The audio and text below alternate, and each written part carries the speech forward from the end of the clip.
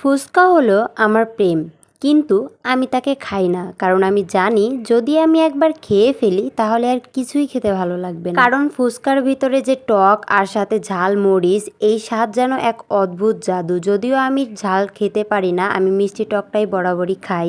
এই সুস্বাদু ফুচকা একবার খেলে মনে হয় আর কিছুই খাওয়ার দরকার নেই। ফুচকা জিনিসটা হলো সেই একমাত্র খাবার যা খেয়ে খেয়েও কখনোই পুরোপুরি তৃপ্তি পাওয়া যায় না। আর 2-3টা ফুচকা খেয়ে কি তৃপ্তি পাবো বলেন? আগে 10 টাকায় 10টা ফুচকা পাইতাম, তারপরে 20 টাকায় 9টা ফুচকা পাইতাম, এখন 50 টাকায় 10টা ফুচকা দেয়। আসলেই মানুষের যেটার প্রতি তৃপ্তি বেশি থাকে, যেটা মানুষ বেশি খায়, যেটার প্রতি মানুষের আকর্ষণ বেশি থাকে, সেটার দামই দেখি দিন দিন এরা বাড়িয়েই দিচ্ছে। ন্যূনতম 30-40টা ফুচকা একা না খাইলে কি মন ভরে বলেন? সেখানে যদি 50 টাকায় আপনারা 10টা ফুচকা দেয়, তাইলে মনে করেন আপনার 40-50টা খাইতে গেলে 1000-1200 টাকা লেগেই যাবে। মানে আমি একার কথা বলতেছি না, সবার কথাই বলতেছি। এর জন্য আমি বেশি কিছু না, আমার বেআইন এত সুন্দর